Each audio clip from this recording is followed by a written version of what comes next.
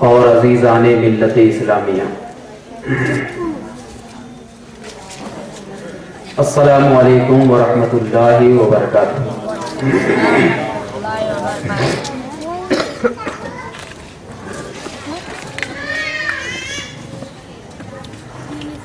الحمدللہ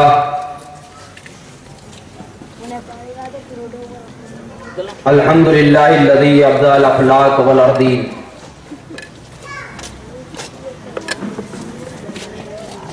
والصلاة والسلام علی من کان نبیا وآدم بین الماء والطین،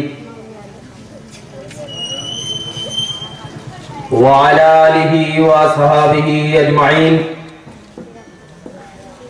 اما بعد، قال اللہ تبارک و تعالی فی القرآن المجید والفرقان الحمید، اعوذ باللہ من الشیطان الرجیم، بسم اللہ الرحمن الرحیم، انا اعطیناک الکوثر، صدق اللہ مولانا العظیم، وبلغنا رسولہ النبی الامین المتین الکریم، ونحن علی ذلک لمن الشاہدین والشاکرین، والحمد للہ رب العالمین۔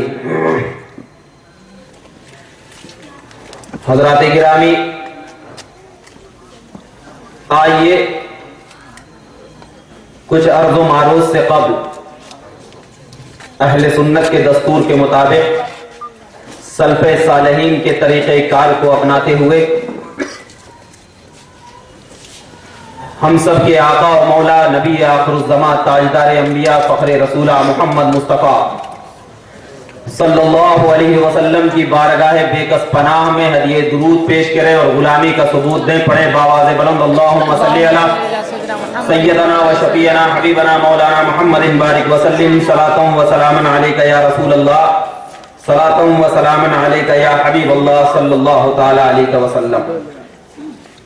حضرات، میری عادت ہے کہ جب تک پیچھے تک کی آواز نہیں سنتا ہوں تقریر کو شروع نہیں کرتا ہوں، اور مجھے صرف 3 لوگوں کی آواز سنائی دی ہے درود پڑھنے کی۔ درود میں اگر اتنی کنجوسی کریں گے تو پھر مال دینے میں کتنی کنجوسی کریں گے آپ؟ لہذا رسول کی محفل ہے، اس رسول کی محفل کو سجانے کے لیے جب پوری دنیا بھی ہمیں اگر کہہ دے کہ نہ منانا چاہیے تو ہم پوری دنیا کو نہیں، صرف ایک رسول کو دیکھتے اور اس رسول کی غلامی کا ثبوت دیتے ہوئے بآواز بلند درود پاک کا نذرانہ پڑھیں۔ اللہم صلی علی سیدنا و شفیعنا حبیبنا مولانا محمد بارک وسلم، صلاۃ و سلام علیک یا رسول اللہ، صلاۃ و سلام علیک یا حبیب اللہ۔ حضرات، بہت دیر سے آپ لوگ اللہ کے مقدس نبی صلی اللہ علیہ وسلم کی تعظیم، عظمت، محبت، طریقت، الفت، چاہت، ان تمام چیزوں کو سن رہے تھے، لیکن کسی سے محبت کرنے کے لیے کوئی نہ کوئی وجوہات ہوتی ہے۔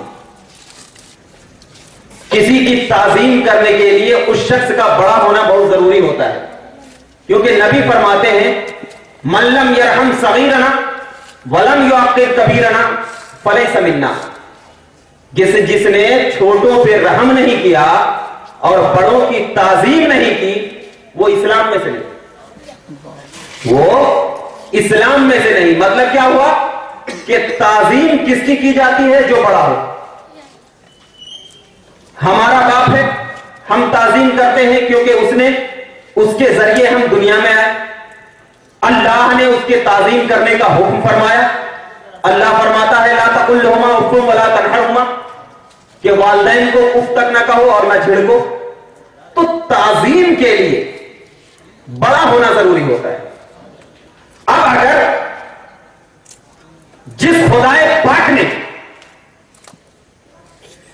ہم تمام کو یہ بتایا کہ اف تک نہ کہنا، کس کے لیے؟ دنیا والوں کے لیے۔ باپ دنیا والا ہے، دنیا میں رہ رہا ہے، دنیا میں ساتھ دے گا، ورنہ کل قیامت میں اپنے باپ کے سامنے بیٹا جا کر کہے گا کہ ابا جان مجھے ایک نیکی دے دے، تو ابا کہے گا میں دنیا میں تیرا باپ تھا، اب نہیں پہچانتا۔ تو اللہ کہتا ہے کہ اس باپ کی تعظیم کر، اس کو اف تک نہ کہنا،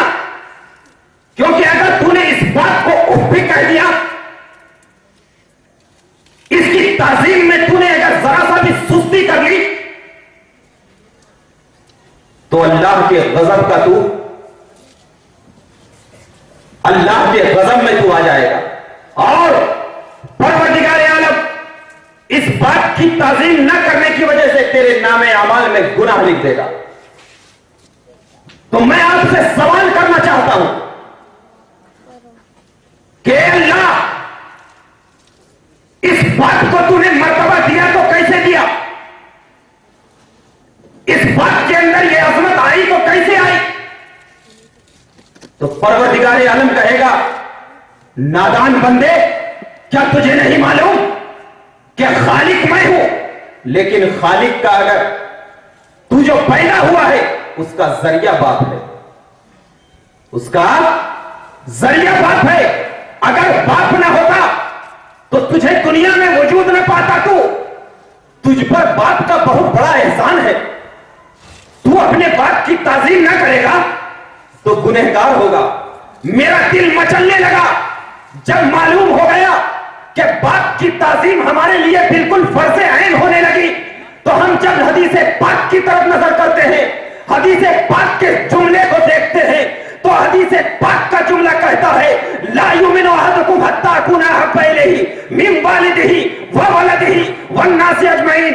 اللہ کی مقدس نبی کی مقدس زبان کہتی ہوئی نظر آتی ہے کہ اس وقت تک کامل مومن نہیں ہو سکتا ہے ایمان والا بندہ جب تک کہ وہ اپنے باپ، اپنی آل و اولاد، اپنے تمام لوگوں سے زیادہ نبی پاک سے محبت و تعظیم کا اپنا زمرہ نہ بنا لے۔ نعرے تکبیر، نعرے رسالت۔ مطلب جب ایک باپ کی تعظیم ہمارے لیے ضروری، اور رسول کہہ رہے ہیں کہ باپ کی تعظیم ضروری ہے، لیکن اس باپ سے بھی اگر کسی کی محبت زیادہ ہے تو میری کرنا۔ اب میں پوچھتا ہوں یا رسول اللہ کون سی وجوہات ہے، کیا ہے جس کی وجہ سے آپ کی تعظیم مسلمانوں پر فرض عین قرار دی گئی؟ کیا کوئی ایسی وجوہات ہے جس کی وجہ سے مسلمانوں پر؟ میں نے آپ کے سامنے آیت کریمہ پڑھی انا اعطیناک الکوثر، بے شک اللہ فرماتا ہے اے محبوب ہم نے آپ کو کوثر عطا کیا۔ اے محبوب ہم نے آپ کو کوثر عطا کیا۔ میں کوثر کا معنی اس لیے نہیں کر رہا ہوں کہ آپ لوگوں کو سمجھانا ہے کہ کوثر سے کیا مراد ہے۔ میں کسی دنیا والوں کے پاس 10 روپے مانگنے جاؤں گا کیا سمجھ کر کہ اس کے پاس بہت زیادہ پیسہ ہے تو ہی دے گا نا۔ اللہ کہہ رہا ہے محبوب ہم نے آپ کو کوثر عطا کیا۔ تو یہ لفظ کوثر ہے کیا چیز؟ تو اس کوثر کو سمجھنے کے لیے سب سے پہلے تیسرے پارے کی آیت کریمہ کو سمجھنا ہوگا۔ اللہ فرماتا ہے تلک الرسل فضلنا بعضهم علی بعض، بے شک یہ وہ رسول ہیں جس کو ہم نے بعض کو بعض پر فضیلت دی، بعض کو بعض پر ہم نے کیا دیا؟ فضیلت دیا۔ کسی کے درجے بلند کیے، کسی کو روح قدس کے ذریعے تقویت بخشی، بعض کو بعض پر بلند کیا۔ اور تمام علماء کرام کا اس بات پر اتفاق ہے کہ سب سے افضل ہمارے نبی پاک صلی اللہ علیہ وسلم ہے، سب سے افضل۔ یہ میں علماء کا اس لیے نام نہیں لے رہا ہوں کہ نام اس کا لیا جاتا ہے جو ایک ہو، اور جو تمام ہو اس کا نام لیا ہی نہیں جاتا۔ اور تمام علماء اس بات پر متفق ہیں کہ سب سے افضل رسول میرے رسول ہیں۔ تو جب میرے رسول سب سے افضل ہے تو اللہ نے ان کو جو چیز عطا کیا ہوگا تو وہ بھی افضل ہوگی، وہ بھی افضل ہوگی۔ اب میں جب آپ کو یہ بات معلوم ہو گئی کہ نبی پاک صلی اللہ علیہ وسلم سب سے افضل اور عطا کرتا چیز بھی افضل ہوگی یہ بھی معلوم، تو اگر بعض علماء کرام نے لفظ کوثر سے مراد قرآن لیا ہے، کتاب لیا ہے، ذرا غور سے سنیے گا، لفظ کوثر سے مراد بعض علماء نے کیا لیا ہے؟ کتاب۔ مطلب کیا ہوا؟ انا اعطیناک الکوثر، اب اگر کتاب مراد لیں گے تو معنی کیا ہوگا؟ اے محبوب ہم نے آپ کو کتاب عطا کیا، ہم نے کتاب عطا کیا. تو میں پوچھنا چاہتا ہوں اے اللہ جب تو نے میرے نبی کو سب سے افضل نبی قرار دیا ہے تو اس سے پہلے بھی تو نے موسیٰ کو کتاب دیا، اس سے پہلے بھی تو نے عیسیٰ کو کتاب دیا، اس سے پہلے بھی تو نے داؤد کو کتاب دیا، تو یہ افضلیت کا سوال کہاں سے رہا؟ افضل تو وہ کہ اس سے پہلے کسی نبی کو عطا نہ کیا ہو. افضلیت تو ایسی ہونی چاہیے کہ نہ آدم کو ملی ہو وہ فضیلت، نہ عیسیٰ کو ملی ہو وہ فضیلت، نہ موسیٰ کو ملی ہو وہ فضیلت، نہ داؤد کو ملی ہو وہ فضیلت. تو کتاب بھی مراد نہیں لے سکتے. علماء کرام بیٹھے ہیں. اب بعض علماء نے لفظ کوثر سے مراد جنت کی ایک نہر لیا ہے، ایک کنواں لیا ہے. تو میں کہتا ہوں اے اللہ موسیٰ کو تو نے عصا مارنے کے لیے حکم دیا ہے، موسیٰ پتھر پر عصا مار. تو حضرت موسیٰ نے پتھر پر جب عصا مارا تو 12 چشمے جاری ہو گئے. تو جب موسیٰ نے عصا مارا تو 12 چشمے موسیٰ کو عطا کیا اور میرے نبی کو صرف ایک کنواں. یہ افضلیت کہاں کی افضلیت ہوئی؟ تو لہذا کوثر سے مراد جنت کی نہر بھی نہیں لے سکتے، نہیں لے سکتے. اب بعض لوگ کہتے ہیں کوثر سے مراد علم ہے، کوثر سے مراد علم ہے. تو میں کہتا ہوں اے اللہ وَعَلَّمَ آدَمَ الْأَسْمَاءَ كُلَّهَا، اللہ فرماتا ہے کہ ہم نے آدم کو تمام جہانوں کا علم سکھا دیا. تو اب میں کہتا ہوں کہ اگر میرے نبی کو بھی علم عطا کر دے، علم مراد لے لیا جائے تو پھر آدم سے کہاں فضیلت میں بڑھ کر ہو جائیں گے؟ حالانکہ تو ہی کہتا ہے کہ میرا نبی سب سے افضل نبی ہے. تو اب علم بھی مراد نہیں لے سکتے. تو معلوم کیا ہوا؟ کوئی ایسی چیز مراد لی جائے کہ جو چیز کے نہ آدم کو ملی ہو، جو چیز کے نہ موسیٰ کو ملی ہو، جو چیز کے نہ عیسیٰ کو ملی ہو، جو چیز کے نہ داؤد کو ملی ہو، جو چیز کے نہ الیاس کو ملی ہو، جو چیز کے نہ یعقوب کو ملی ہو، بلکہ تمام انبیاء کو وہ چیز نہ ملی ہو، بلکہ ملی ہو تو صرف محمد عربی کو ملی ہو، ملی ہو تو آقا دو جہاں کو ملی ہو، ملی ہو تو سرور کونین کو ملی ہو، ملی ہو تو رحمت عالم کو ملی ہو. اب اگر دیکھا جائے تو علماء کی نظر جب نبی پاک صلی اللہ علیہ وسلم کی ذات پہ پڑتی ہے، اِنَّا أَعْطَيْنَاكَ الْكَوْثَرَ کی آیات پہ پڑتی ہے، تو عاشقان رسول نے اپنی ایک گواہی میں علماء کرام نے فرما دیا. ایک علماء کرام نے کہا ہاں بعض لوگ جو کتاب مراد لے رہے ہیں وہ بھی ہمیں تسلیم ہے، آیت مراد لے رہے ہیں وہ بھی ہمیں تسلیم ہے، علم مراد لے رہے ہیں وہ بھی ہمیں تسلیم ہے، ذات مراد لے رہے ہیں وہ بھی ہمیں تسلیم ہے، کوثر مراد لے رہے ہیں وہ بھی ہمیں تسلیم ہے، جنت کی نہر مراد لے رہے ہیں وہ بھی ہمیں تسلیم ہے. لیکن اس سے نبی پاک کی فضیلت ظاہر نہیں ہو رہی ہے. ایسی چیز مراد لی جائے جس سے نبی کی فضیلت خود بخود ہو جاتی ہو. تو علماء کی ایک جماعت نے، صوفیاء کی ایک جماعت نے جب آیت کے اندر غور و فکر کیا تو ایک چیز نظر آئی، اور جب نظر آئی تو انہوں نے کہا اے لوگوں، اے دنیا والوں سن لو کہ نبی پاک صلی اللہ علیہ وسلم کو جب اللہ تبارک و تعالیٰ نے معراج کی رات بلایا، کعبہ قوسین کے قریب بلایا، بلانے کے بعد جب اپنا دیدار کرایا اور دیدار کرانے کے بعد جب دنیا میں بھیجا، بھیجنے کے بعد اللہ تبارک و تعالیٰ نے کہا اے محبوب اب میں نے تیرا دیدار، میں اپنا دیدار تجھے کرا دیا ہوں. اب اِنَّا أَعْطَيْنَاكَ الْكَوْثَرَ، اے محبوب تو میرا ہو گیا ہے اور میں تیرا ہو گیا ہوں. موسیٰ نے میری خواہش کی تھی تو کوہ طور پر بے ہوش پڑ گئے تھے، لیکن جب تو نے میری تجلی کو دیکھا، تو نے مجھے دیکھا تو تیرے دل نے اتنی تقویت حاصل کر لی کہ اب تجھے میں جب دنیا میں بھیج رہا ہوں تو دنیا میں بھیجنے کے بعد اب ایک ایسا لبادہ دے رہا ہوں جس لبادہ کو نہ موسیٰ برداشت کر سکا، جس لبادہ کو نہ آدم برداشت کر سکا، جس لبادہ کو نہ نہ یعقوب برداشت کر سکا، جس نباتہ کو نہ الیاس برداشت کر سکا. ارے تیری ذات تو ایسی ہے، تو مکہ میں چل رہا ہے انا اعطیناک الکوثر کا لبادہ ہو رہا ہے، مدینہ میں چل رہا ہے انا اعطیناک الکوثر کی لہر تیرے سینوں میں دوڑ رہی ہے. تو مطلب کیا ہوا؟ انا اعطیناک الکوثر کہہ کر میرے نبی پاک کو پروردگار عالم نے اس بات کا دنیا والوں میں اعلان کر دیا کہ اے دنیا والوں سن لو کہ میرے نبی کو میں کوئی دوسری چیز نہیں بلکہ میں خود عطا کر دیا ہوں کہ اے نبی تو میرا ہو گیا ہے اور میں تیرا ہو گیا. نعرے تکبیر، نعرے رسالت، بتے بتے بول بول، علماء اہل سنت، آقا کی آمد. جب یہ بات معلوم ہو گئی کہ نبی خدا کے، خدا نبی کا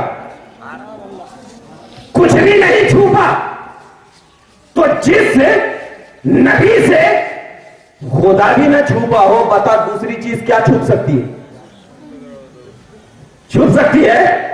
میں اگر یہاں پر بیٹھ کر کے کہوں گا مجھے پیچھے بھی نظر آتا ہے تو پورے لوگ آگے میرا پیر چومنا شروع کریں گے، ارے بہت بڑے بابا آ گئے. پیچھے بھی دکھتا ہے. ماحول ہے دنیا کا، مگر آج کیا ہو گیا ہے مسلمانوں کو؟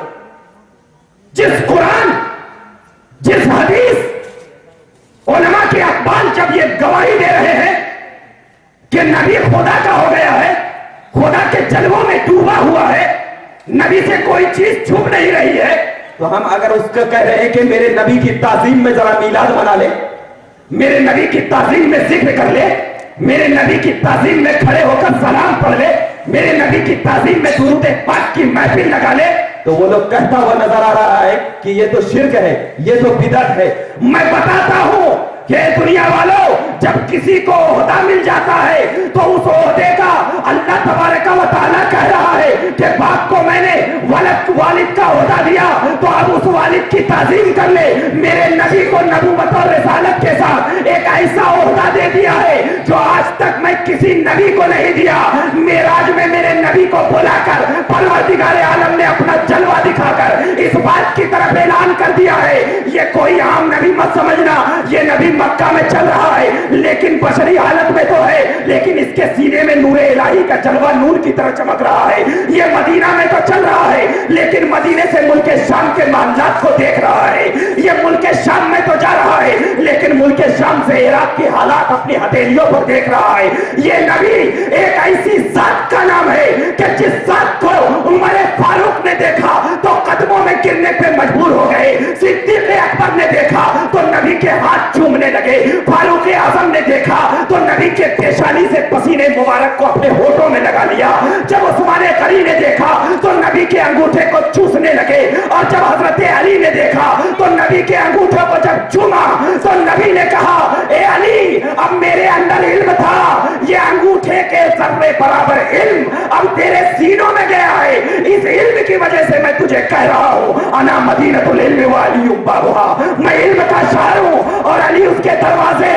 مطلب کیا ہوا کہ جس نبی کے انگوٹھے کو چوسنے کی وجہ سے علی علم کا دروازہ ہو سکتا ہے تو سب میرا نبی سراپا بیٹھ کر مکے کی گلیوں میں اگر ابو لہب کو کہہ دے اے ابو لہب میں آسمان کو دیکھ رہا ہوں، اے ابو جہل میں آسمان کو دیکھ رہا ہوں، تو کون سی بڑی بات ہو سکتی ہے؟ نعرے تکبیر، نعرے رسالت، نعرے حیدری.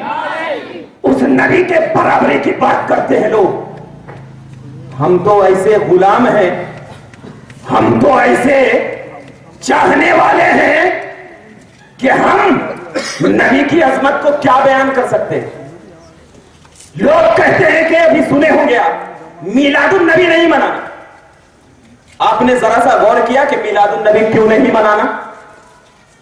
میں ایک بات آپ کو پوائنٹ کر رہا ہوں، یہاں پر اور پوری دنیا میں کوئی بھی عظمت مصطفیٰ کا منکر نہیں ہے. گواہ مولانا کوئی بھی نہیں. یعنی رسول کی عظمت کو خود قرآن نے بتایا، حدیث نے بتایا، علماء کرام نے بتایا. تو رسول کی عظمت کا کوئی انکار نہیں کرتا ہے کہ رسول بہت بڑے ہیں، رسول اللہ کے رسول ہیں، یہ ہیں، سب کرتے ہیں۔ اب ذرا بتاؤ، ان لوگوں کی نادانی دیکھنا کہ دوسروں کے کاندھے پہ بندوق رکھ کے چلانا جانتے ہیں۔ دیکھیے گا ذرا، غور سے سنیے گا، نبی کی عظمت قرآن نے بتایا۔ قرآن کہتا ہے وَالضُّحَىٰ وَاللَّيْلِ، نبی کی عظمت قرآن نے بتایا یا ایھا المزمل کہہ کر، یعنی عظمت نبی میں قرآن خود شاہد ہے کہ نبی تیری عظمت تو بہت بڑی ہے، اے نبی تجھے تو اللہ نے محمد رسول اللہ کا خطاب دے کر بھیجا ہے۔ عظمت مصطفیٰ کا منکر ڈائریکٹ نہیں ہے یہ لوگ۔ ہم میلاد النبی کا جلسہ منا رہے ہیں، بتاؤ اس میں کیا کرتے ہیں؟ ہم عظمت رسول کو بیان کرتے ہیں کہ نہیں کرتے ہیں؟ عظمت رسول کو بیان کرتے ہیں نا بھائی، کرتے ہیں۔ عظمت رسول کو ہم جب بیان کرتے ہیں میلاد النبی کے جلسے میں، تو وہ لوگ کیا سوچتے ہیں؟ میلاد النبی کو ہی حرام کہہ دو تاکہ میلاد منایا نہیں جائے گا، عظمت رسول کا گیت گایا نہیں جائے گا۔ تو دراصل میلاد کا جلسے کا انکار وہ لوگ اس لیے کرتے ہیں کہ انہیں میلاد سے انکار نہیں بلکہ رسول کی ذات سے انکار ہے، اور جس کو رسول کی ذات سے انکار ہے، قسم خدا کی وہ کبھی بھی صحابی نہیں، بلکہ آپ خود سمجھ لو کیا ہو جائے گا۔ اب اگر صحابی کے نقش قدم پر چلنا ہے، صحابی کے طریقے کار کو اپنانا ہے، تو آئیے ذرا صحابی کے طریقے کار کو دیکھتے ہیں۔ آج ہم کہیں گے کہ نبی پاک کو اللہ نے ساری چیزوں کا علم دیا۔ ارے مجھے علم ہے تب تو یہاں پر بیٹھ کے تقریر کر رہا ہوں نا، تھوڑی تو عزت ہے علم کی وجہ سے، علم کی وجہ سے اتنا غور کرو، تھوڑی تو عزت ہے۔ وہی اور یہ عزت کون کرتا ہے؟ جس کے سینوں میں عشق رسول کے ساتھ صحابی کے طرح ڈر پیدا ہوتا ہے۔ دیکھنا نبی پاک نے مسجد نبوی میں منبر رسول پر کھڑے ہیں، صحابہ کرام کا مجمع ہے، ترمذی شریف کی حدیث پاک بیان کر رہا ہوں، صحابہ کرام کا مجمع ہے، اللہ کے مقدس نبی کھڑے ہیں۔ کھڑے ہوتے ہوتے اللہ کے نبی نے کہا، اے میرے صحابہ کیا تم جانتے ہو کہ میں وہ دیکھ رہا ہوں جو تم نہیں دیکھ رہے؟ میں وہ دیکھ رہا ہوں جو تم نہیں دیکھ رہے۔ صحابہ نے کہا کیا یا رسول اللہ؟ کہا اللہ کے مقدس نبی صلی اللہ علیہ وسلم نے کہ میں تمہارے گھروں پر فتنوں کو نازل ہوتے ہوئے دیکھ رہا ہوں، میں تمہارے گھروں پر فتنے اتر رہے ہیں وہ دیکھ رہا ہوں۔ اور اے میرے صحابیوں، اس کے آگے والی حدیث میں، اے میرے صحابیوں سنو، میں آسمان کے چرچراہٹ کی آواز کو بھی سنا کرتا ہوں، میں آسمان کے چرچراہٹ کی آواز کو بھی سنا کرتا ہوں۔ دل پریشان، امام ترمذی آپ پر ہمارے ماں باپ قربان، کیا نہیں دکھتی ان لوگوں کو یہ حدیث کہ جو نبی مکہ میں بیٹھ کر آسمان کے چرچرانوں کی آواز کو سن سکتا ہے؟ دیکھیے گا، پتہ میرے نبی کے کانوں میں اللہ نے کتنی طاقت دی ہوگی، میرے نبی کی آنکھوں میں اللہ نے کتنی بصارت دی ہوگی، میرے نبی کے پیروں میں اللہ نے کتنی طاقت دیا ہوگا۔ ارے میرے نبی کے قدم تو ایسے تھے کہ جب پتھروں پہ بیٹھتے تو پتھر کہتا یا رسول اللہ ہمارے اندر قدم لے لیجیے، تاکہ میں جب آپ اس دنیا سے ظاہری طور پر پردہ فرما جائے تو کچھ عاشق رسول آ کر کے اس کی زیارت کریں گے۔ پتھر بھی یہ گواہی دے رہا ہو، اور میں اس لیے کہہ رہا ہوں کہ جو پتھر نبی کو دیکھ کر درود پڑھ سکتا ہے تو کیا وہ پتھر نبی کے قدم کا نشان لے کر نبی کو زبان حال سے نہیں کہہ سکتا کہ یا رسول اللہ جب عاشق رسول ہماری زیارت کرنے کے لیے آئیں گے تو قسم خدا کی اس سے اتنی برکت ہوگی کہ اگر کوئی بیمار بھی اس پتھر کے اوپر پانی ڈال کر پی لے گا تو قسم خدا کی صحابی کے عقیدے کی طرح ہو جائے۔ اسی وجہ سے صحابی کو جب کوئی تکلیف ہوتی تھی نا تو ایرے غیرے ڈاکٹروں کے پاس نہیں جاتے تھے بلکہ طبیب اعظم نبی اکرم کے پاس جاتے تھے. اور میں تو سب سے پہلے یہی کہتا ہوں جس کے سینے میں عشق رسول کا چراغ جل رہا ہوگا نا کبھی وہ اتنا خطرناک بیمار نہیں پڑے گا جتنا خطرناک کے بیمار پڑا جاتا. کیوں؟ اس لیے کہ دل ایک ہے اور جس دل میں نبی کی محبت شامل ہو جاتی ہے تو دل سے ہی تو خون فلٹر ہو کر پورے جسم میں پھیلتا ہے. جب پھیلا پورے جسم میں محبت رسول کا خون پھیلا، جب پھیل گیا تو اب گلیوں میں کوچوں میں جس طرف بھی جائیں گے عشق رسول کا خون، محبت رسول کا خون جب پھیل جائے گا تمہارے جسموں میں تو تمہارے سامنے شیر بھی سجدہ کرتا ہوا نظر آئے گا. کیا صحابی کو نہیں دیکھا کہ جب صحابہ کرام جنگل کے راستے پر سے گزرا کرتے تھے تو صحابہ کے پیچھے پیچھے شیر جایا کرتے تھے؟ کس لیے؟ کھانے کے لیے نہیں، نبی کی محبت کی خوشبو سونگھنے کے لیے جاتے تھے. کہ یہ ایسا صحابی ہے جو نبی کا عشق لے کر جنگل میں آیا ہے. ارے ہمارے اندر تو اتنی طاقت نہیں ہے کہ نبی سے جا کر ملاقات کرے تو جب ایک بے زبان جانور نبی کے عاشق کو دیکھ کر پہچان جاتا ہے کہ یہ عاشق رسول ہے، اس کے سینے میں عشق رسول کی ایسی چراغ جھلک رہی ہے، تو ایک بے زبان جانور جب نبی کے عاشق کو پہچان جاتا ہے تو آج کل کے جانوروں کو کیا ہو گیا جو نبی کے عاشق کو نہیں پہچان رہے ہیں؟ ارے ہمارے سینوں میں تو عشق رسول کی ایسی چھلک دوڑ رہی ہے کہ ہم جب جاتے ہیں تو عشق رسول کی چھلک ہمارے سینوں میں دوڑتے ہوئے نظر آتی ہے. ارے ہمارے سینوں میں خواجہ جیسے کی ایسی چھلک آتی ہے کہ کبھی خواجہ خواجہ جیسا پیدا ہوتا ہوا نظر آتا ہے، کبھی غوث اعظم جیسا پیدا نظر آتا ہے. کیوں؟ اس لیے کہ ان کے والدین نے اپنے سینوں میں عشق رسول کی ایسی چھلک پیدا کر دی کہ جو بھی ان کے سال نسل سے پیدا ہوتے گئے عاشق رسول بنتے گئے.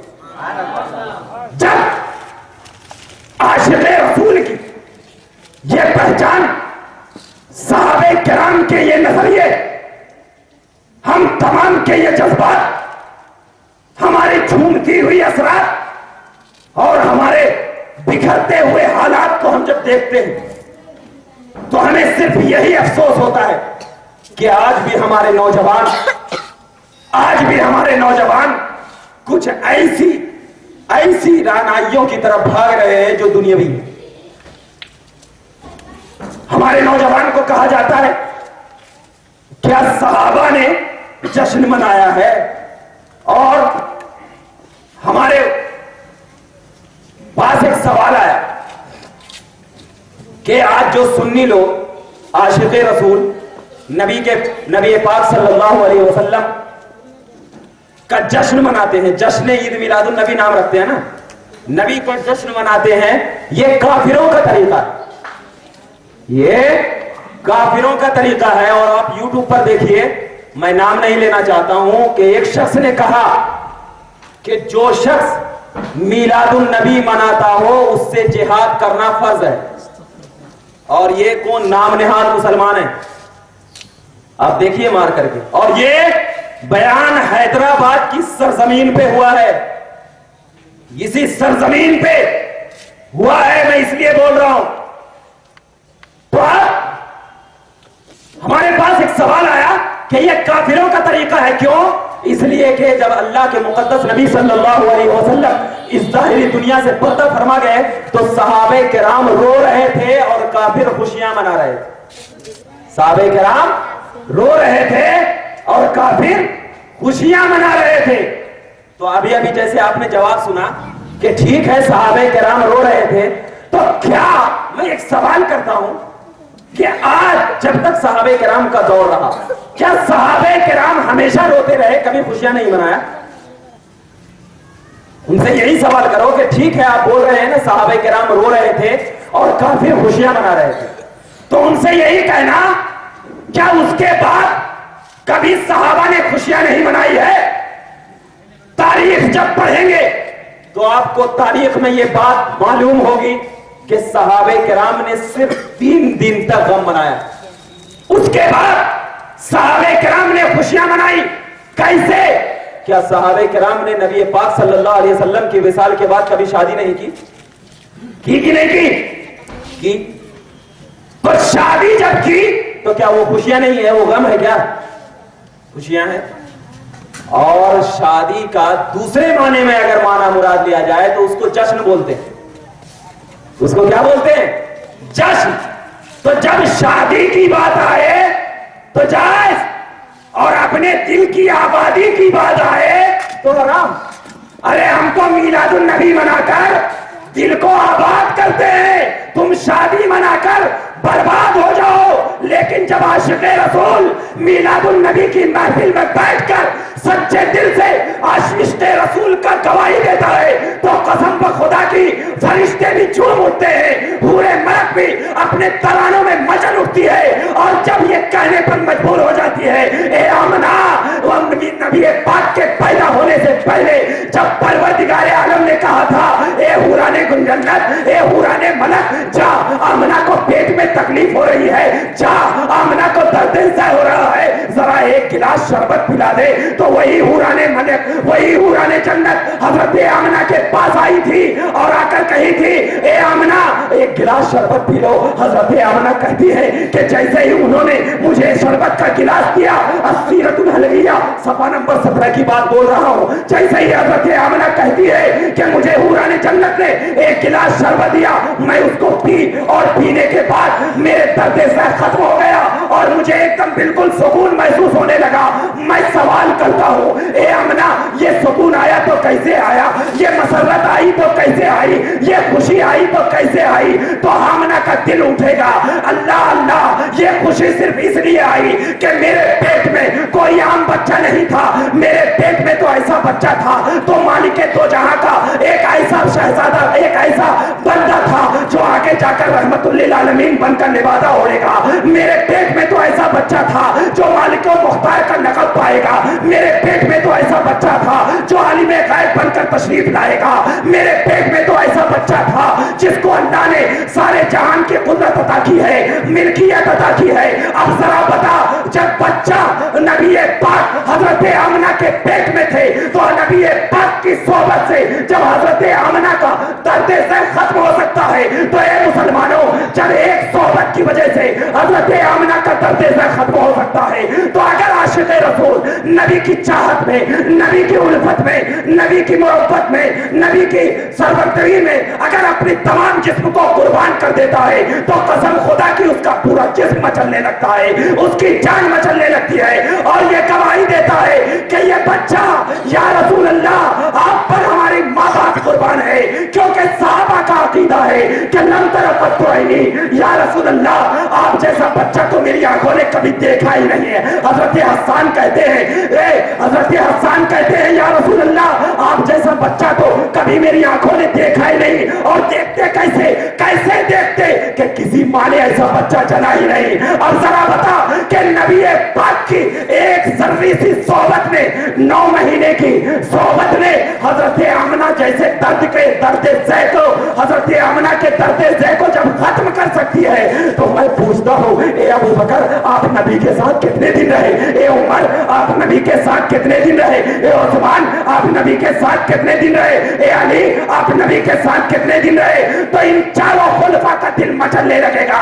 ارے نبی کے ساتھ صحبت کی بات کرتے ہو، نبی جب ظاہری حیات میں تھے تو بھی میں نبی کے ساتھ تھا، اور جب ظاہری حیات سے پردہ فرما گئے تو ابو بکر دائیں لیٹے ہوئے ہیں، عمر بائیں لیٹے ہوئے ہیں.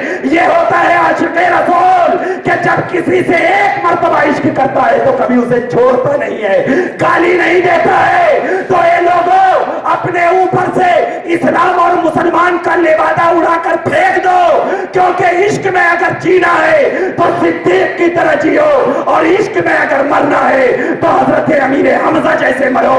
کیوں؟ اس لیے کہ وہ عاشق رسول ایسا تھا کہ جیا تو عاشق رسول میں اور مرا تو عشق رسول. ارے تکبیر، ارے رسالت، ارے رسالت، بتے بتے بول بول، علماء اہل سنت تو میں آپ کو بتا رہا تھا کہ اللہ نے انا اعطیناک الکوثر، اے محبوب ہم نے آپ کو کوثر عطا کیا، مطلب تو میرا ہو گیا اور میں تیرا ہو گیا، یہ عطا کیا۔ تو اب ذرا بتا، یہ خدا پاک کو رسول پاک نے ایک جھلک دیکھا، یہ ہے نا، ایک جھلک دیکھا نا، جب ایک جھلک دیکھا تو اللہ کہتا ہے یہ بھی احسان ہے، یہ رسول یہ احسان ہے۔ اب احسان ہے تو اس احسان کا بدلہ چکانا ہے، تو کس طرح سے چکانا ہے؟ فَصَلِّ لِرَبِّكَ وَانْحَرْ، اپنے رب کے لیے نماز پڑھو اور قربانی کرو۔ میں آپ کو اس بات کی طرف لے جانا چاہتا ہوں کہ اللہ جب اپنے رسول کو نعمت عظمیٰ دیا، اللہ جب اپنے رسول کو سب سے بڑی نعمت سے سرفراز کیا، تو اللہ کہہ رہا ہے اس کا بھی شکریہ ادا کرنا۔ کس طرح کرنا؟ نماز پڑھنا۔ کیوں؟ اس لیے کہ نماز پڑھو گے تو تمہیں بندگی ملے گی، نماز پڑھو گے تو اللہ سے قریب ہوگے، نماز پڑھو گے تو اللہ تبارک و تعالیٰ کا دیدار کرو گے، سجدے میں جاؤ گے تو خدا کا جلوہ دیکھو گے۔ اور رسول جو ہوتا ہے جب ایک مرتبہ پروردگار عالم کی عبادت میں مصروف ہو جاتا ہے تو اسے دنیا کی کوئی خبر نہیں ملتی، اسے دنیا والے نظر نہیں آتے۔ اللہ کہہ رہا ہے اے نبی جب ہم نے آپ کو کوثر عطا کیا تو اب اس کوثر عطا کرنا ایک احسان ہے میرا، اس احسان کا تم شکریہ ادا کرنا۔ کیسا؟ اور یہ احسان ایسا ہے جو ہمیشہ رہنے والا نہیں، خدا کی رسول کی ذات ہمارے لیے دائمی احسان ہے۔ میں نے آپ کو 10 روپیہ دیا، احسان ہے، مگر میں یہ 10 روپے کا کھانا کھا لیا، ختم ہو گیا، ہمیشہ نہیں۔ اور ایک چیز آپ کو میں بتاتا چلوں کہ قرآن جو ہے، قرآن یہ نبی کی نبوت و رسالت کے ساتھ تعلق رکھتی ہے، نبی کی ذات کے ساتھ نہیں۔ ایک چیز ذہن دے رہا ہوں میں، یہ قرآن نبی کی رسالت کے ساتھ تعلق رکھتی ہے، ذات سے نہیں۔ یعنی رسول کس کو کہتے ہیں؟ جس کو اللہ نے نبوت کے ساتھ کتاب دے کر بھیجا، اور نہ کتاب ہٹ جائے، اگر ایسے بھیجے تو نبی رہیں گے۔ تو قرآن کا تعلق نبی کی رسالت و نبوت کے ساتھ ہے، ذات سے نہیں۔ ذات سے اگر کسی کا تعلق ہے تو وہ اہل بیت کا ہے، ذات سے اگر کسی کا تعلق ہے تو وہ اہل بیت سے ہے۔ اسی لیے نبی نے جب کہا ترکتکم الثقلین، تمہیں 2 بھاری چیز چھوڑے جا رہا ہوں، ایک اہل بیت اور دوسرا قرآن، مطلب ایک میری ذات کا اور ایک میری صفات کا ذرہ تمہیں دیے جا رہا ہوں، دونوں کو لپٹے رہنا، دونوں کو دیکھنا۔ ایسا نہیں کہ صرف قرآن والے بن جانا، ایسا نہیں کہ صرف اہل حدیث بن جانا، نہیں، دونوں کو چپکے رہنا، اور دونوں کو چپکے رہنے کا نام اہل سنت ہے۔ بتا نبی کے اہل بیت سے کس کا تعلق ہے؟ غوث کا ہے نہیں۔ بتا نبی کے اہل بیت سے کس کا تعلق ہے؟ خواجہ کا ہے نہیں، مخدوم سمنا کا ہے نہیں، صابر کلیری کا ہے نہیں۔ تو اب یہ نبی کی ذات والے ہیں، ان سے بھی چپکے رہنا، ان سے بھی چپکے رہنا۔ اب ذرا نبی کی ذات سے ہٹ کر نبی کی صفات پر دیکھتے ہیں، تو اب ذرا دیکھ، نبی کی بولی نبی کی صفت ہے، حدیث اللہ کی بولی جب نبی پر اتری تو اللہ تبارک و تعالیٰ نے کہا اے نبی میں نے قرآن کو اتارنے کے لیے تیرے سینے کو چنا تھا، اب یہ تیری صفات ہوگی۔ اللہ کی صفات کلام ہے، قدیم ہے، مان رہا ہوں، لیکن اللہ نے میرے نبی کو جو عطا کیا اب جب قرآن و حدیث اور نبی کے اہل بیت کے ساتھ چپکے رہیں گے تو تمہیں میلاد النبی کی صحیح حیثیت معلوم ہوگی. کیوں؟ اس لیے کہ قرآن بھی کہتا ہے خوشیاں منانے کو, حدیث بھی کہتی ہے خوشیاں منانے کو, اور علماء بھی کہہ رہے ہیں خوشیاں منانے کو.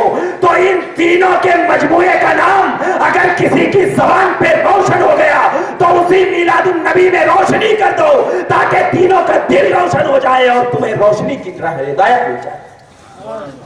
اب ذرا بتا کہ جب اہل بیت کے خاندان نے میلاد منایا, جب کلام اللہ نے کہا قل بفضل اللہ وبرحمتہ فلیفرحوا, اے محبوب آپ کہہ دے کہ اللہ کے فضل اور اس کی رحمت پر خوشیاں من. اب جب اللہ نے کہہ دیا خوشیاں منا اور نبی نے کہا بھی کیا بھی, نبی نے کہا بھی کیا بھی, تو جب نبی نے کہا بھی کیا بھی, جیسے کہ ہم سے پہلے مولانا صاحب سے سن چکے, کیا بکرا کاٹ کر کھلایا, کیا کہا, پوچھا یا رسول اللہ آپ پیر کے دن روزہ کیوں رکھتے ہیں؟ کہا میں پیدا ہوا ہوں اس لیے رکھتا ہوں, میں پیدائش کی خوشی میں رکھتا ہوں. کہا پیدائش کی خوشی میں؟ کہا ہاں, کیا تم نے نہیں سنا کلام اللہ میں حضرت یحییٰ جب پیدا ہوئے تھے تو اللہ نے سلام بھیجا تھا, اور مجھے اللہ نے یحییٰ پر بھی زیادہ فضیلت دی ہے, مجھے اللہ نے یحییٰ پر بھی زیادہ فضیلت دی ہے. تو میں کہتا ہوں یا رسول اللہ جب یحییٰ پر آپ کو فضیلت ہے تو یحییٰ پر تو اللہ نے سلام بھیجا, آپ پر کیوں نہیں بھیجا آپ کی پیدائش کی خوشی میں؟ ایک اعتراض کر سکتے ہیں نا لوگ کہ یحییٰ سے زیادہ فضیلت والے نبی کو مان رہے ہیں آپ, تو یحییٰ کو تو اللہ نے سلام بھیجا, آپ پر کیوں نہیں بھیجا؟ تو وہی میں کہتا ہوں اگر عشق رسول کے ساتھ قرآن پڑھو گے تو یہ جواب بھی مل جائے گا. اللہ فرماتا ہے ما ينطق عن الهوى ان هو الا وحی یوحی. اے محبوب آپ اپنی طرف سے تو کچھ بھی بولتے نہیں, جو بولتے ہیں وہ خدا کی بولی, سبحان اللہ, جو بولتے ہیں وہ خدا کی بولی ہے. تو آپ نے اپنے صحابہ کو کہا اے میرے صحابہ میں شکرانے میں اس لیے روزہ رکھ رہا ہوں کہ میں پیدا ہوا ہوں. تو آپ کا بولنا گویا خدا کا بولنا ہے, اور جس بات کو خدا بول کر مہر لگا دے اس بات کی اجازت مل جاتی ہے. تو جب اجازت ملی تو آپ کو فیصلہ کرنا ہے کہ قرآن و حدیث تو ہمیں اجازت کی راہ بتاتی ہے, اور آج کے چند بگڑے ہوئے نوجوان ہمیں بدعت اور شرک کا لبادہ اوڑھے ہوئے بولتے ہیں میلاد بدعت ہے. تو میں کہتا ہوں کہ اگر میلاد بدعت ہے تو تو سراپا بدعت, اس لیے کہ نبی پاک کے زمانے میں جو چیز وجود میں نہ آئی ہو تو وہ بدعت. اور میرا تو یہ معاملہ ہے, یہ کہنا ہے کہ قرآن کہہ رہا ہے اے نبی وَلَكُمْ شَهِيدٌ فِي الْآخِرَةِ, آپ آخرت میں تمام لوگوں کے لیے کیا دیں گے؟ گواہی. کیا دیں گے؟ گواہی دیں گے. اب ذرا بتا گواہی کون دیتا ہے؟ جو آخرت تک کے لوگوں کو جانتا ہو, دیکھ رہا ہو, یہی تو دے گا نا گواہی. کیا اور کوئی دے گا؟ نہیں دے گا نا. مطلب یہ ہے کہ قیامت تک کے لوگوں کو نبی جان رہے ہیں. تو جب قیامت تک کے لوگوں کو نبی جان رہے ہیں تو نبی کا زمانہ کہاں ختم ہوا؟ جب قیامت تک کے لوگوں کو نبی جان رہے ہیں تو نبی کے جاننے کی وجہ سے قیامت تک نبی کا زمانہ, اور جب قیامت تک نبی کا زمانہ تو آپ کے قول کی بنیاد پر جو چیز نبی کے زمانے میں نہ ہوئی ہو وہ بدعت. اور ہمارا تو یہ عقیدہ ہے کہ قیامت تک نبی کا زمانہ رہنے والا ہے. تو اب ذرا بتا دے کہ اگر ہم اچھا کام کر رہے ہیں تو نبی کی سنت ہو جائے گی, بدعت نہیں ہوگی.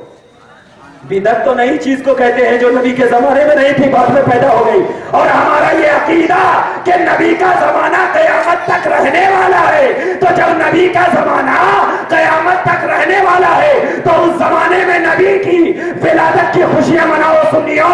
اب جب ولادت کی خوشیاں مناؤ گے تو قرآن پڑھ کے منانا, نماز پڑھ کے منانا, نعت پڑھ کے منانا, روزہ رکھ کے منانا, شربت پلا کے منانا, جھنڈے لگا کر منانا, और लाइट लगाकर मनाना, ये तमाम जायज चीजें हैं। इसका इनकार करने वाला गुमराह हो जाएगा। क्यों? इसलिए गुमराह क्योंकि इसका सबूत ऐसी चीजों से है, उसको काफिर तो नहीं कहेंगे, क्योंकि ये चीज का इनकार करेगा तो अजमत मुस्तफा का इनकार हो जाएगा। और एक चीज बता देता हूं कि जो रास्ता कुफ्र की तरफ ले जाता हो तो उस रास्ते पर चलने पर भी उलमा ने हराम फरमा दिया। और मैं इसलिए बोल रहा हूं कि ये लाइट जो है ना, ये हमारी ताकत की बुनियाद है, वरना तो नबी को सजाने के लिए परवरदिगार आलम की कुदरत कितनी बड़ी थी, तो उन्होंने चांद सूरज से सजाया क्योंकि वो कुदरत वाला है। हम तो उसके बंदे हैं, हम चांद सूरज को कहां लाए? चांद सूरज को तो नबी पलटाते हैं। हमारे हाथ में कहां है ताकत? कहते हैं नबी मेरी तरह है। मैं कहता हूं नबी तेरी तरह है तो एक कुर्सी को पलटा के देखा, एक बाटल को इशारा करके दिखा। अरे नबी तो ऐसे है कि मदीना में बैठकर अगर किसी दरख्त को हुक्म दे तो वो दरख्त इधर उधर उखड़ कर नबी के कदमों में आकर सजदा करने लगे। ये है नबी की शान। नबी तो वो है कि जब किसी सूखी लकड़ी पर नबी बैठ जाए और बैठने के बाद जब नबी पाक सल्लल्लाहु अलैहि वसल्लम के सहाबे किराम उस लकड़ी को उठाकर कहीं दूसरी जगह रख दे तो वो लकड़ी भी नबी पाक सल्लल्लाहु अलैहि वसल्लम के जुदाई के गम से रोने लगी। मालूम है ये हदीस पाक, टाइम इस बात की इजाजत नहीं दे रहा। मालूम है कि जब मस्जिद नबवी थी तो लकड़ी का मिंबर बना हुआ था, नबी पाक उसी पर मिंबर पर खड़े होकर खुतबा दिया करते थे। लेकिन जब और मामला ये होने लगा तो अब नबी पाक सल्लल्लाहु अलैहि वसल्लम उस मिंबर को हटाकर दूसरी जगह गए तो आपको लकड़ी बता, लकड़ी के अंदर जबान होती है? नहीं, नहीं होती है। एक बात कह के हाजिर हो गुजर जाऊंगा, लकड़ी के अंदर जबान नहीं। मैं कहता हूं ये लकड़ी तेरे अंदर ये ताकत और कुव्वत आई तो कैसे आई? ये जबान आई तो कैसे आई? तो लकड़ी कहेगी ए नादान, क्या तू नहीं देखता मैं नबी की सोहबत में कुछ दिन गुजारा हूं? क्या तुझे मालूम नहीं कि मैं नबी की सोहबत में अपनी जिंदगी को गुजारा? मालूम हो गया कि जो बेजुबान नबी की सोहबत में अपनी जिंदगी को गुजार देता है तो उसे जुबान आ जाता है। तो ए नादानो, अगर आशिक़ रसूल नबी पाक के इश्क और मोहब्बत में अपनी जिंदगी को गुजार देता है तो कसम उसका दिल इतना जिंदा हो जाता है कि वो चलता है तो इश्क की नूरानियत लेकर, बैठता है तो इश्क की चाहत लेकर, सोता है तो इश्क की उल्फत लेकर। इसी उल्फत को अपने सीनों में बसाए रखो और ये बता दो दुनिया वालों को हम ऐसे वैसे नहीं है। अरे हमारे सीनों में तो कुरान की ऐसी चमक दौड़ रही है, हमारे सीनों में हदीस रसूलुल्लाह की ऐसी नूरानियत आ रही है कि हम चाहते हैं तो इश्क़ रसूल होकर और हम मरते हैं भी तो आशिक़ रसूल बन। अरे तकबीर, अरे रिसालत। लिहाजा अब ये बात आपको आया नहीं, मैंने आपके सामने जो बयान किया कि मीलादुन नबी ये बिल्कुल जायज है और मेरी किताब मीलाद मुस्तफा आई है उसी पे, यानी इसमें मीलाद मनाने का सबूत कुरान, हदीस और उलमा के अक़वाल से दिया गया है, कोई दूसरी बात नहीं। तो लिहाजा जो हजरात इसको लेना चाहते हैं आप ले सकते हैं, इसकी कीमत सिर्फ 10 रुपए। और एक किताब है तू जिंदा है वल्लाह, ये तो हमारा अकीदा है। तो नबी पाक जिंदा है, इसमें जिंदगी का सबूत कुरान से सिर्फ है। बाद लोग कहते हैं ना हदीस ज़ईफ है, कुरान से सिर्फ है इसमें सबूत। और या रसूल अल्लाह कहना भी जायज है, इसका भी सबूत हदीस पाक से है। लिहाजा आप लोग जाते जाते दोनों किताब लेते जाएं, सिर्फ 10 रुपए कीमत है।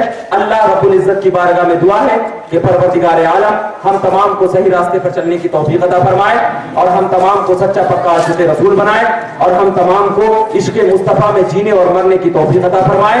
व आखिर दावाना अल्हम्दुलिल्लाहि रब्बिल आलमीन। अस्सलामु अलैकुम।